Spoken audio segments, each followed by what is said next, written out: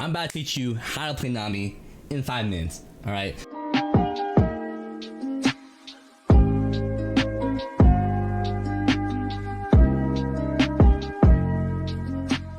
Nami is a champion, probably the best early game enchanter in the entire game. She's got a little bit of something in her entire kit. Alright, she's got CC, she's got engage, disengage, poke, heals, buffs.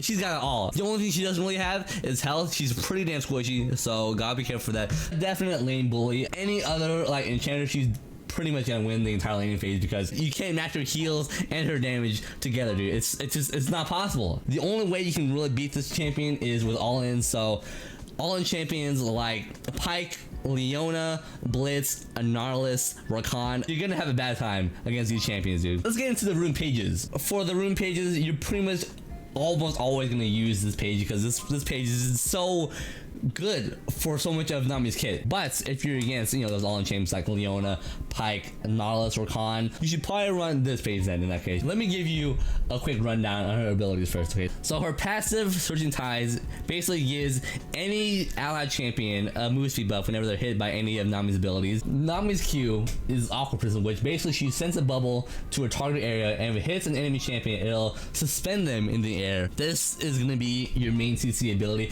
Kind of hard to hit it because of how slow moving it is. Nami's W is Ebb and Flow, which is where she shoots out a stream of water onto a target enemy champion or herself or an allied champion, which then bounces to nearby unaffected champions up to 2 times, alternating between enemies and allies, you know, damaging enemies, healing allies. This is going to be your main poking ability. This is going to be your bread and butter ability, as they say. Nami's E is High Card Blessing, which is an active buff that she puts onto an allied champion or herself for 6 seconds, and it causes the target's next 3 basic attacks or abilities to do extra magic damage and slow the target for 1 second. So this will be the main ability that you use to help set up for the bubble. Nami's ultimate, Tidal Wave, is where she summons a long-range tidal wave, knocking up any enemies it touches and then slowing them depending on how far the tidal wave goes. So a few quick tips on her abilities. Alright, so her passive, it granting increased move speed for any allies touched by any of Nami's abilities. If you're chasing someone or if you're getting chased by someone, use abilities on your allies to help them close the gap faster, or if they're getting chased by someone, use them so they can get that extra burst of move speed to get them to safety to the tower. If you're, you know, say you're walking back to lane or walking to another lane to gank, use abilities on yourself to get to that lane faster. And for that, you're probably gonna be mainly using your E to buff you up because that's like the least amount of mana. And for your Q, you gotta be pretty smart for how you use this. Use it when the champion's like already slow or when they're already CC to, you know, pretty much guarantee it landing. And so the trick for landing your Q more consistently is slowing them with your E first. For your Q, you know, be a little smart when you use it. Since it is a slow moving projectile, kind of have to predict where the enemy goes or use it when like the enemy is already CC'd to really guarantee it landing. Think about where the enemy is going, whether they're chasing ADC, so in that case throw it like in front of them, so they have to either walk around it or, you know, get stunned and then the gank is over. Or if they're running away, you know, throw it behind them so they either have to run back towards you or they run into the bubble and then they die. For your W, since it alternates depending on who you target in the team fight, if you want more heals to be thrown about, which you probably do in a team fight, then target the ally first, because in that case you'll have 2 heals rather than having 2 hits on the enemy, which honestly having 2 heals on the allies is much more value, much more crucial to keep them in the fights. But if there's an ally in the middle of the team fight that you want to heal, then in that case target the enemy. That way it'll bounce from the enemy to the ally in the middle of the team fight. That way you don't have to put yourself into danger to heal them, you know? So for your E, you know, just remember it buffs your R's as well as the spells, so just keep that in mind whenever you're using this ability. And for your ultimates, it slows them even more if they're farther away from when they get hit by the ultimate, and your allies get double the move speed from your passive. Skill max order. Level 1, you start with W. Level 2, probably your E or Q depending on the situation.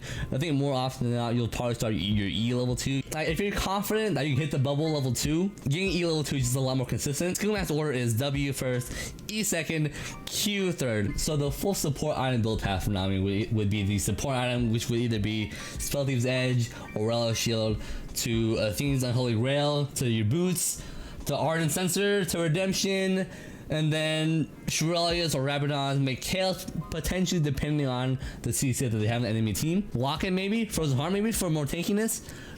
The big thing I'd say is to really try to get yourself to max CDR, because max CDR is going to be the name of the game. By the way, always Athene's first, man. Athene's just so juicy of an item on Nami, dude. Like, you know, the increased mana generation, the cooldown reduction, the AP it gives, the MR it gives. The big thing though is the heal buffs it gives. Mobies to, you know, get you to fight a little bit faster. Ardent Sensor to buff up your ADC or buff up any auto attack or line champions. If you have like a Jhin on your team, then this item is not going to be that good at all. In that case, just skip straight to Redemption or Shurelias. And then Rabadon, because Nami's AP ratios are actually pretty damn good. Okay, and so for the laning phase, you have one of the strongest level 1s in the game. So try to trade as hard as possible in this phase. Okay, so level 1, the ideal combo would be auto, W, auto. That's how you maximize your damage. Try to bounce the heal back from your W back to you. That way it negates any kind of trades that they do to you. Nami's level 2 power spike is pretty insane, I'd say. It's pretty juicy. So level 2, if they have hard engage, start your Q level 2. If they don't, start your E. Her level 3 power spike is pretty insane too, because all 3 of her abilities are just so good for laning phase. This laning phase, just put in that non-stop pressure, dude. Just always be trying to harass them, always try to get those W's onto them. Just be annoying as hell for them, dude. Every CS that the ADC tries to go for, auto them, harass them. Every cannon stack, just be a nuisance in this lane, dude. You're more than likely gonna be eating yourself more than ADC in lane phase, as this way you can dictate when you want to engage, rather than hoping your ADC will know what to do with those orbs that randomly grow onto them. You know, this will allow you to really set up your Qs a lot better, a lot easier, and then this will be a much clearer indication for telling your ADC when to go in. For ADC synergies, I'd say honestly Nami work pretty well with pretty much any ADC, but it works really well with champions that have follow-up CC, like Aphelios, Caitlyn, Ashe, Jhin, Jinx. It also works really well with champions that have like enhanced autos, as well as Qs, Dravens, Axes, Lucian passive. So for how to play Nami at all stages of this game, so early game, you're just gonna be wanting to harass enemy as much as you can. Just be a nuisance, be annoying as hell. They're just non-stop harass, poke, engages. Just try to be as oppressive as possible. Just really flex your advantage on them. Okay, mid game you're gonna want to be rotating towards all the, you know, primary objectives in the game, whether it be dragons, rift heralds, towers, boosting your teammates potentially if they're looking for any kind of spice on the enemy team. For teamfight, you're probably gonna want to be staying near the back with your ADC, keeping them alive, staying alive yourself. Just always be putting out those bubbles, those heals, those e-buffs. Just make sure you stay alive, just to retain the value of all of your enchanter abilities. Okay, heal for your ADC if the enemy jumps onto them. Late game, look for picks with your ultimate. Objective control even more so, I'd say. And, you know, of course, stay alive in team fights. A few more combos for Nami. Level 1, auto W auto. Hella damage, very hard to match that damage output. Another combo is E auto bubble. If you want to give them even less time to react to your combo, auto them and then E yourself as the auto is flying, and then bubble them. Very simple to lay on CC, ulti them, and then right when they're knocked up, pop the bubble onto them. That way you guarantee the bubble landing after that. A few more Nami tips in general. Use the E as the auto is flying through the air towards the enemy. Use the Q when the enemy is locked in on an animation, whether it be CSing or whenever they're throwing out an ability. Using your Q as counter engage is a lot easier, as you know exactly how the enemy is going to be wanting to play. So popping Q on yourself as you're running away from someone will typically put them in the exact spot to get hit by it. To self-cast spells easier, use Alt W or Alt E. You can hit multiple people with your Q just to get that sweet value from your bubble. Your E buff can help your ADC kill the ranged minions under tower if they don't have enough damage early game. So this was my how to play Nami in 5 minutes. Hopefully this helped you out in some way. Thanks for watching. I'll be doing a lot more how to play guys like this in the future too. I'll also be doing some how to counter champions in 5 minutes as well. So how to play against Nami in 5 minutes very soon. So stay tuned for that. Thanks for watching. Leave me any questions you have in the comments down below. And if you have any other gameplay tips too, definitely check out my Twitch channel.